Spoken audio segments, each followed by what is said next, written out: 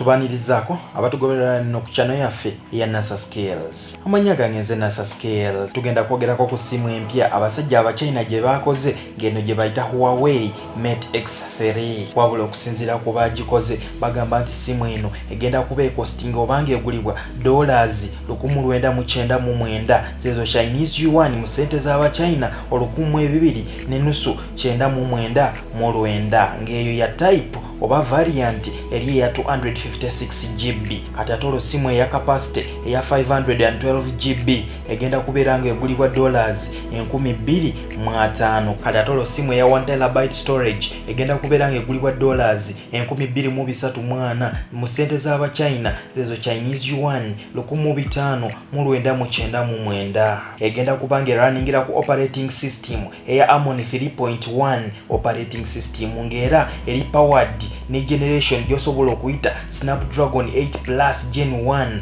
era nga erina 12GB RAM.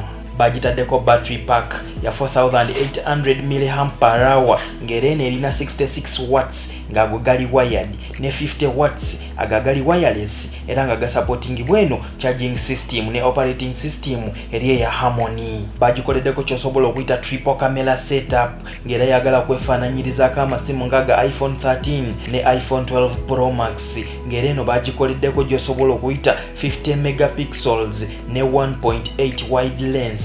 Kati tebakomyawo bajongeddeko endala ngeno gyosobola okuyita 2.2 ultra wide lens n'endala gyosobola okuyita 12M/134 megapixels telephoto camera. Kati atolo mu maaso bagitaddeko kamera ey'omutawaana ennyo ngeno eri mu kika kya 8 megapixels self camera. Simu ya Huawei MATEX 3 bagikoleddeko kyosobola okuyita water resistant body nga guneeno omubiri guli mu type ya IPX8 ng'era ogiratinga kigifuula simu eri foldable eyakabeerawo ey'omutawaana ng'era osobola ogigeraageranya ku ziri eri Sumsang Folds nga ze zineeno simu zokka mu nsi yonna ezisobola okwashivinga eno standard ey'okubeera water resistant oba mweno design ya waterproof. Bagikoleddeko cover display ya 6.4mm ng'era eri weeru. Kakati ate olw'omunda bagikoleddemu ennene ng'era eno eri mu inches 785. Wabula kyenjagala okukakasa zineeno cover displays ez'eno simu